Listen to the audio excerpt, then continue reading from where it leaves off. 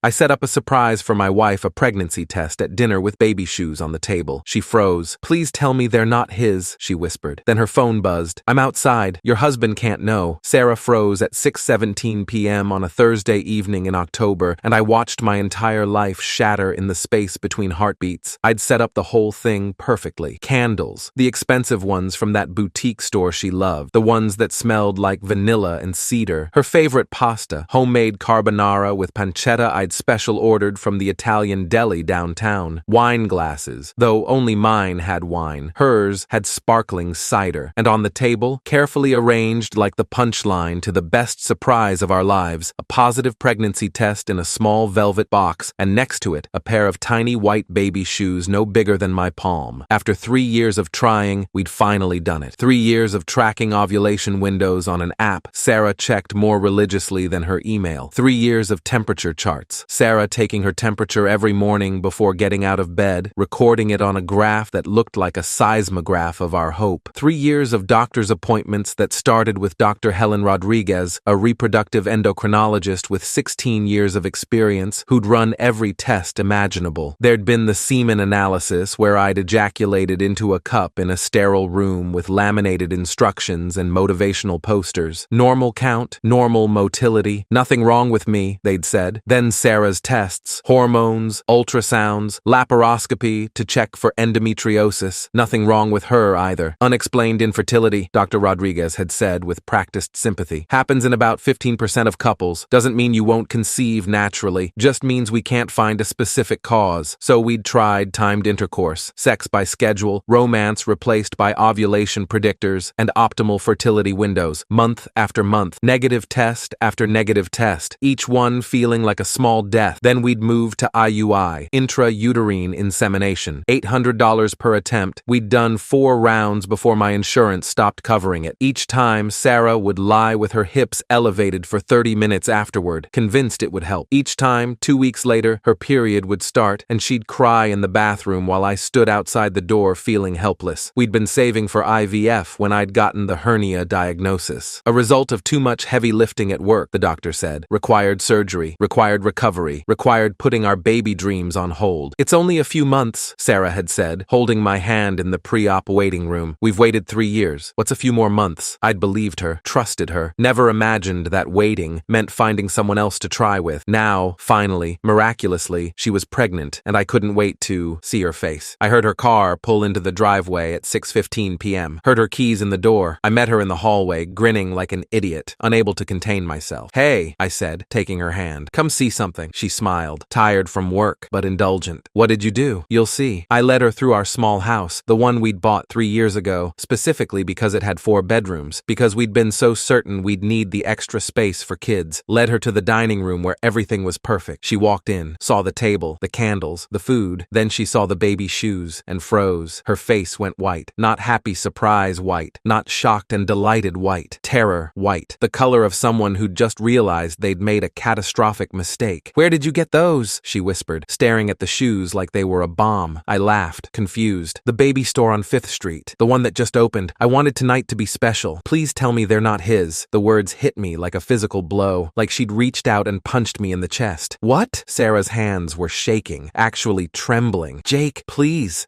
tell me you didn't. Tell me those aren't whose." My voice came out harder than I'd meant it to. "Sarah, what the hell are you talking about?" Her phone buzzed on the counter where she'd set it down, the sound abnormally loud in the sudden silence. She lunged for it, too fast, too desperate, like a drowning person reaching for a life preserver, but I was closer. I grabbed it first. The message lit up the screen, from a contact labeled simply, "M, I'm outside. Your husband can't know I'm here." The room tilted, my vision narrowed. I read the message 3 times, trying to make it say something different than what it clearly said. "Who is M?" I asked quietly. "Jake, who is M?" Sarah's eyes filled with tears. "I can explain.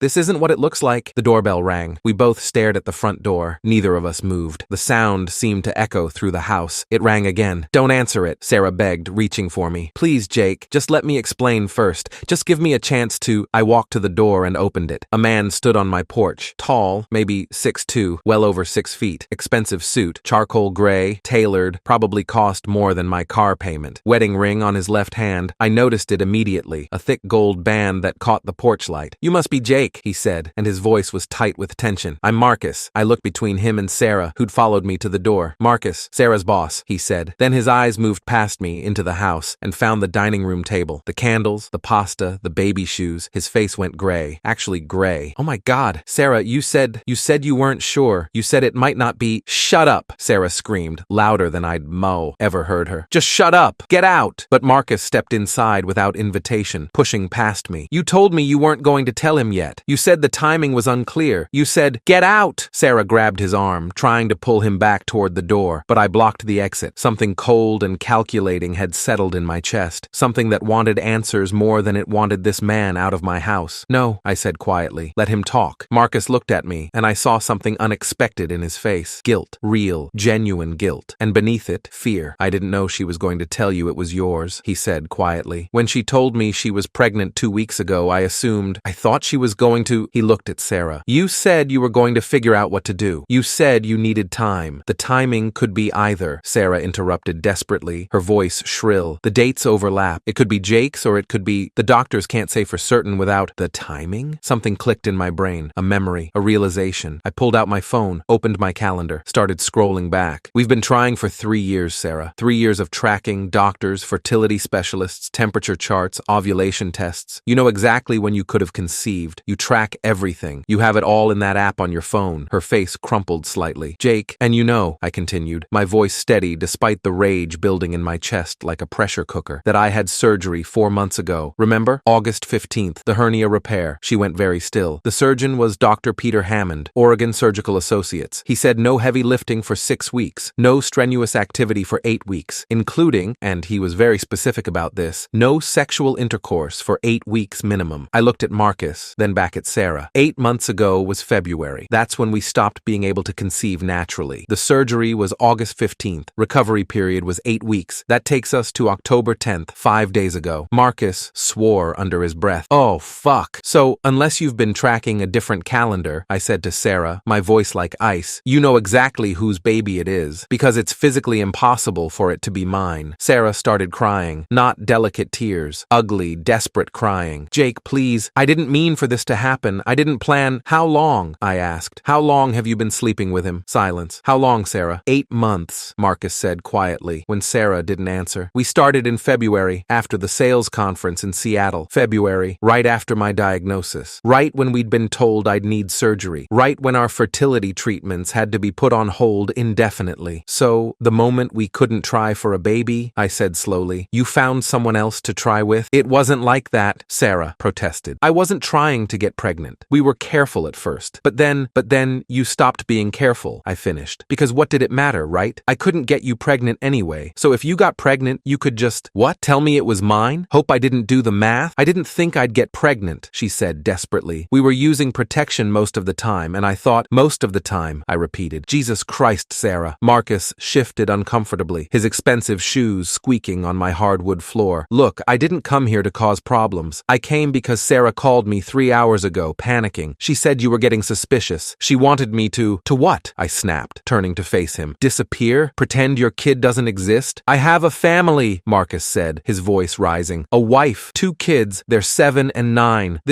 I can't let this destroy my life. Oh, so you're married too? I laughed, but it came out broken. You really know how to pick them, Sarah. Both of us married, both of us with everything to lose. Must have been exciting. Jake, please, don't. I held up my hand. Don't say my name. Don't apologize. Just tell me the truth. Were you ever going to tell me? The silence stretched out. 5 seconds. 10, 15. That's what I thought. I walked back to the counter, my movements deliberate, and picked up my phone. The one I'd set down when I'd grabbed Sarah's. The one that had been sitting there, screen dark, innocuous, except it wasn't dark anymore. Sarah's eyes widened. What is that? My phone, I said calmly. Recording. The color drained from her face. You didn't. I did. I held it up so they could both see the red recording indicator. I started recording the moment Marcus rang the doorbell. Every word, his name, his admission about the affair, your confession about the timing, everything. Marcus went pale. You can't. My wife. If she finds out, your wife deserves to know, I said. Just like I deserve to know. Just like I deserve to not spend 3 years thinking we were building a family when my wife was. I stopped, took a breath. I wouldn't give them the satisfaction of seeing me break. Here's what's going to happen, I said, my voice eerily calm. I'm going to send this recording to my lawyer, Thomas Brennan and Associates, 15 years practicing family law. He's been handling some estate planning for me, so he already has all our financial information. I started typing on my phone. I'm also sending it to my brother with instructions to forward it to Marcus's wife if anything happens to me or to the original file, just in case either of you gets any ideas about destroying evidence. Jake, you can't do this, Sarah pleaded. You'll ruin everything. His family, his career. He ruined that himself, I said. Both of you did. I'm just making sure the truth comes out. My phone pinged. A response from my lawyer. Got it. Don't delete anything. Don't talk to her without me present. I'll call you in 10 minutes. I looked at Sarah. At this woman I'd been married to for 5 years, who I'd met at a friend's wedding 7 years ago, who'd seemed so perfect, funny, smart, kind, who'd cried with me through every negative pregnancy test, who'd held my hand before my surgery and told me we'd get through it together. I loved you, I said quietly. I loved you so much that I spent 3 years willing to do anything to give you the family you wanted. Fertility treatments that cost thousands of dollars, tracking every cycle, scheduled sex that stopped being about intimacy and became about conception. And the moment there was a complication, the moment I couldn't perform that one function, you replaced me. It wasn't like that. Yes, it was. I walked to the door and opened it. Get out, both of you. Jake, please, I love you. It was a mistake, but I love you. No, I said, looking at her directly. You loved the idea of me, the backup plan, the safe choice, the guy who'd raise another man's kid and never question it. But that's not love, Sarah. That's convenience. Marcus was already moving toward the door, clearly eager to escape. Sarah grabbed my arm, her nails digging into my skin. Jake, please, we can work this out. I'll end it with him. I'll do whatever you want. Just please don't get out! The shout surprised even me. It came from somewhere deep, somewhere I didn't know existed. Sarah flinched and let go of my arm. They left slowly, like criminals being escorted from a crime scene. Marcus practically ran to his car, a BMW 7 Series, naturally. Sarah lingered on the porch, mascara running down her face, one last desperate plea on her lips. I closed the door before she could speak, locked it, put the chain on. Then I walked back to the dining room and stared at the table I'd spent an hour setting up. The candles were still burning, wax pooling at the bases. The pasta was getting cold. The sparkling cider sat unopened. The baby shoes sat there, mocking me, a future that never existed, a lie wrapped in white leather and tiny laces. My phone rang. Thomas Brennan, my lawyer. Jake, I listened to the recording. This is, Jesus, I'm sorry, but this is good for you legally. Really good. How can any of this be good? The admission of the affair, the timeline proving paternity, her confession about the deception, it's all on tape. In Oregon, we're a no-fault divorce state, but this kind of evidence affects asset division and prevents any claims she might make regarding support or shared property. Plus, if she tries to claim the child is yours and seek child support, we have irrefutable evidence it's not. I sat down heavily in one of the dining room chairs. She was going to let me raise his kid. She was going to let me believe it was mine. I know. And that's fraud, Jake. Paternity fraud. It's not criminal in Oregon, but it absolutely affects the divorce proceedings. He paused. There's something else. The recording mentions Marcus has a wife and kids. Do you know his full name? Where he works? Marcus something. He's Sarah's boss. She works at Cascade Marketing Solutions. I'll find him. And Jake? I think his wife deserves to know, both for her own protection and because it'll help your case. If we can show a pattern of deception on Sarah's part, particularly involving another married man whose family she helped destroy, do it, I said. Send her everything. Are you sure? This is going to get messy. Really messy. It's already messy. Might as well make sure everyone knows the truth. I hung up and sat in the silence of my dining room. My phone was full of messages now. Sarah calling repeatedly, leaving voicemails I didn't listen to. Marcus texting from a new number, begging me not to send the recording to his wife. I ignored all of them. Instead, I called my brother Daniel. He answered on the first ring. Jake, you okay? I got your email with the audio file, but I haven't listened yet. Listen to it, I said. All of it. Then keep it somewhere safe. If anything happens to me, send it to Marcus's wife. I'll text you her contact information once Thomas finds it. Jesus, what happened? I told him. All of it. The surprise dinner, Sarah's reaction, Marcus showing up, the confession, the timeline, the recording. When I finished, Daniel was quiet for a long moment. I never liked her, he said, finally. Sorry, I know you loved her, but I never thought she was good enough for you. Too perfect, too controlled, like she was always performing. She was, I said, performing the role of faithful wife while fucking her boss. What do you need from me? Just keep the recording safe and maybe come over tomorrow? I don't want to be alone. I'll be there tonight. Give me 40 minutes. He hung up. I sat in the silence. My phone pinged. A text from Thomas Brennan. Found him. Marcus Dalton, VP of Sales at Cascade Marketing Solutions. Wife is Jennifer Dalton. 2 kids, Emma, 9, and Sophie, 7. I have her email and phone number. Want me to send the recording? I stared at the message for a long time. Thought about Jennifer Dalton, who had no idea her husband had been cheating for 8 months, who had no idea he'd gotten someone pregnant, who was probably at home right now making dinner for her kids, thinking her life was stable and secure. She deserved to know. Send it, I texted back. 3 minutes later, sent. sent included a brief explanation and offered to answer any questions she might have. Also sent her information about a colleague of mine who specializes in divorce law. I set down my phone and picked up one of the baby shoes. It was so small, so perfectly formed, tiny laces, soft white leather, rubber sole no bigger than a silver dollar. I'd imagined putting these on my son or daughter, imagined taking first step photos, imagined keeping them forever as a memento of when our child was tiny enough to fit in my hands. Now they were just evidence of a lie. Daniel arrived at 7:34 p.m. with pizza, beer, and the good sense not to ask if I was okay. We ate in silence for a while, sitting in my living room with the TV on mute. "You recorded everything?" he asked finally. From the moment I saw his text on her phone, something in my gut told me to document whatever happened next. Good instincts. Terrible marriage. He didn't argue with that. My phone rang at 8:15 p.m. Unknown number. I almost didn't answer, but something made me pick up. "Is this Jake?" A woman's voice, shaking, crying. "Yes, this is Jennifer Dalton, Marcus's wife. Your lawyer sent me a recording." My chest tightened. "I'm sorry you had to find out this way." "Don't be sorry." Her voice was steel underneath the tears. "Be glad you told me. I've suspected for months. Different perfume on his clothes. Late nights at work. Secretive with his phone. But I didn't have proof. Now I do. What are you going to do?" "What you're doing. Divorce him. Take him for everything I can. He makes $240,000 a year. Did you know that? Plus bonuses, plus stock options. And he threw it all away to fuck his employee." I heard kids in the background, laughing, playing, completely unaware that their world was about to implode. "I'm sorry about your kids," I said. "Don't be. They'll be better off without a father who models this kind of behavior." She paused. "Your lawyer said Sarah's pregnant with Marcus's baby." "Yeah. What are you going to do?" "Divorce her. Make sure everyone knows the kid isn't mine. Move on." "Good." Another pause. "We should have lunch sometime, after the dust settles. Compare notes on how our spouses destroyed our lives." She laughed, but it sounded broken. "I'd like that," I said, and meant it. After she hung up, Daniel looked at me. "Marcus's wife?" "Yeah." "How'd she sound?" "Angry, sad, determined. Good combination." Over the next week, everything exploded in slow motion. Sarah moved out on Friday, taking only her clothes and personal items. I'd changed the locks and had Thomas send her a formal letter stating she was not to return to the house without a police escort and my explicit permission. She called 37 times that weekend, left 23 voicemails ranging from apologetic to angry to desperate. I didn't listen to any of them, just saved them all and forwarded them to Thomas. "She's not helping herself," he said Monday morning when we met in his office to begin the divorce proceedings. "Every message is more evidence of her emotional instability and deception. Keep saving everything." Marcus was fired on Monday morning. Jennifer had sent the recording to Cascade Marketing Solutions' HR department with a formal complaint about her husband having an affair with his employee. The company had a strict ethics policy about supervisor-subordinate relationships. Marcus was terminated for cause, losing his severance package and stock options. Sarah was placed on administrative leave pending an investigation. She called me crying Tuesday afternoon. I answered this time. "They fired Marcus," she sobbed. "He lost everything because of you." "He lost everything because he couldn't keep his dick in his pants," I said calmly. "Actions have consequences, Sarah. What am I supposed to do? I'm pregnant. I can't afford." "That's Marcus's problem now, not mine. He's the father. Let him support you." "He won't. He says I tricked him, that I said I was on birth control. Again, not my problem. You two can work that out in family court." "Jake, please. I need help. I can't do this alone. You should have thought of that before you fucked your married boss for 8 months. I hung up. Thomas called an hour later. "Sarah's lawyer just contacted me. She's claiming she's not sure about paternity and wants you to agree to take a paternity test. Tell her to go to hell. I have medical records proving I couldn't have gotten her pregnant. She can take it up with Marcus." That's what I told him. He sputtered a bit, then admitted she has no legal standing to demand you take a paternity test, given the timeline. "The recording essentially proves you're not the father." "Good. There's more. Jennifer Dalton's lawyer contacted me. She wants to include the recording in her divorce proceedings. It establishes not just infidelity but financial fraud. Marcus spent marital funds on his affair with Sarah. Hotel rooms, dinners, gifts. They're looking at tens of thousands of dollars he spent from their joint accounts. She has my permission to use anything I have. I'll let her lawyer know." The divorce proceedings moved quickly. Thomas filed the petition on Monday, November 1st, citing irreconcilable differences, Oregon's standard no-fault ground. But attached to the petition were exhibits, lots of them. Exhibit A, the recording of Sarah and Marcus's confession, professionally transcribed by a court-certified transcriptionist named Linda Hayes, who'd been doing legal transcription for 21 years. Exhibit B, medical records from Dr. Hammond documenting my surgery date, recovery requirements, and specific prohibition on sexual intercourse for 8 weeks post-surgery. Exhibit C, timeline analysis prepared by Thomas showing the conception window window, mid-September, when I was still in recovery, versus the last time Sarah and I had been intimate, early August, before surgery. Exhibit D, text messages recovered from Sarah's phone records. We'd been on a family plan where I was the primary account holder. Thomas had subpoenaed them. Messages to Marcus spanning 8 months, including several explicitly discussing their sexual relationship, and at least 3 messages where Sarah expressed frustration about me being useless after the surgery. Sarah retained Bernard Cooper, a lawyer from a larger firm who specialized in messy divorces. He tried everything, claimed the recording was inadmissible because I hadn't informed Sarah I was recording. False. Oregon is a one-party consent state. Claimed the medical records were irrelevant. The judge disagreed. Tried to argue that Sarah deserved spousal support because she'd become accustomed to a certain lifestyle. The judge noted that affairs eliminate sympathy for spousal support. The first hearing was November 18th. Judge Patricia Morrison, 58 years old, stern-faced, famous in Portland family law circles for her no-nonsense approach and complete intolerance for dishonesty. She reviewed our case for exactly 12 minutes before speaking. "Ms. Hayes," she said, looking at Sarah over her reading glasses, "you engaged in an extramarital affair with your married supervisor, became pregnant with his child, and attempted to deceive your husband into believing he was the father despite medical evidence making that impossible. Is that accurate?" Sarah looked at Bernard Cooper, who nodded reluctantly. "Yes, Your Honor," Sarah said quietly. "And Mr. Garrison," the judge turned to me, "you discovered this deception, documented it appropriately, and filed for divorce. You're not seeking custody of the child because it's not yours, correct?" "Correct, Your Honor." "Good. This should be straightforward." She looked at both lawyers. "I'm granting the divorce petition. Mr. Garrison keeps the house, his retirement accounts, his vehicle, and any assets in his name. Ms. Hayes keeps her vehicle, her retirement accounts, and her personal possessions. No spousal support. The affair eliminates any claim to that. No shared custody, because there are no shared children. Does Ms. Hayes contest this?" Bernard leaned over to whisper to Sarah. She shook her head, tears running down her face. "No, Your Honor." "Then we're done here. Final decree will be issued in 30 days pending the standard waiting period. Next case." The whole hearing took 18 minutes. Outside the courthouse, Sarah tried to approach me. Thomas stepped between us. "My client has nothing to say to you, Ms. Hayes. Any communication should go through your attorney to mine." "Jake, please," Sarah said, trying to see around him. "Can we just talk for 5 minutes?" "No," I said, and walked away. That evening, Thomas called with an update. Marcus's divorce is going even worse for him. Jennifer's lawyer, Victoria Chen, shark of a divorce attorney, 28 years experience, is absolutely eviscerating him. She's arguing that the affair was funded with marital assets, which means Jennifer's entitled to reimbursement. They're documenting every hotel stay, every dinner, every gift. Thousands of dollars spent on his affair with Sarah. How much are we talking? So far, they've documented $34,000 in traceable expenses, hotel rooms at the Nines downtown, dinners at Ruth's Chris and El Gaucho, gifts Marcus charged to his credit card. Victoria's also arguing emotional distress damages, which Oregon allows in divorce cases. She's seeking the maximum, 75% of all marital assets plus child support plus compensatory damages. Is she going to get it? Probably most of it. Judge Morrison is handling that case too, and she does not like cheaters, especially ones who blow through family money on affairs. Sarah gave birth to a boy on March 23rd, Marcus's son. I know because Daniel told me. Apparently, it had become public knowledge in our social circle, the whole sordid story. Sarah and Marcus, the affair, the pregnancy, both divorces. Marcus was ordered to pay child support, $2,100 a month based on his new salary at a different company where he'd taken a significant pay cut. Jennifer got the house, full custody of their daughters, and 60% of his retirement accounts. Sarah posted photos of the baby on social media, a chubby-cheeked boy with Marcus's dark hair. She'd named him Cameron, posted captions about unexpected blessings and new chapters. I blocked her on everything and never looked back. 6 months after the divorce, I was having dinner with Daniel at our favorite Thai place when a woman approached our table. "Jake?" I looked up, recognized her from photos Thomas had shown me. "Jennifer?" "Yeah," she smiled, tentative but genuine. "I heard you eat here sometimes. Thought I'd say hello. Please sit." I gestured to the empty chair. She did, ordered pad thai. We talked about everything and nothing, about her daughters adjusting to the divorce, about her new job, about my work, about moving forward. "You seem good," she said finally. "Better than I expected." "You too." "It's fake," she admitted. "I'm good at pretending. But inside, I'm still angry, still hurt, still wondering how I missed the signs." "I know the feeling. Do you think it gets better?" I thought about that. About the nights I still woke up thinking I heard Sarah's voice. About the baby shoes I'd finally thrown away after keeping them for 2 weeks, unable to let go of the future they represented. About the dining room table table I'd avoided eating at for a month. I think, I said slowly, that it gets different. The pain doesn't go away, but it changes, becomes something you carry instead of something that crushes you. She nodded. That's more honest than most people would be. I'm done with dishonesty. Good policy. We became friends after that. Not romantic. Neither of us was ready for that, might never be ready, but friends who understood, who'd been through the same betrayal, who could talk about it without judgment or expectation. A year after that terrible Thursday, I had dinner at the same table where I'd set up the surprise. The candles were different. The food was different. The woman across from me, a colleague from work I'd been casually dating for 2 months, was definitely different. You okay? Rachel asked. She knew the story. Everyone knew the story. I'd stopped trying to hide it. Yeah, I said, just thinking about a year ago. Bad anniversary? The worst and the best. How so? Found out my wife was cheating. Found out I wasn't going to be a father. Found out I'd built my life on a lie. I paused, but also found out I was strong enough to walk away. Found out I had people who loved me. Found out I deserved better. You do deserve better, Rachel said softly. I know that now. My phone buzzed. A text from an unknown number. Jake, it's Sarah. I know you blocked me, but I wanted to say I'm sorry. Really sorry. I destroyed everything good in my life, and I live with that every day. You deserved better. I hope you're happy. I showed Rachel the text. Are you going to respond? She asked. I thought about it. About Sarah alone with Marcus's baby, working a job she hated to pay bills, Marcus's child support barely covered. About Marcus in his tiny apartment, seeing his daughters every other weekend, his career damaged beyond repair. About Jennifer rebuilding her life with her girls. About me, sitting here a year later, scarred, but surviving. No, I said, deleting the message. Some people don't deserve closure. Some people deserve to sit with their choices. That's harsh. That's justice. Rachel smiled. I like that you're not bitter. Oh, I'm bitter, I said, but I'm also moving forward. Turns out you can be both. That night, I went home to my house,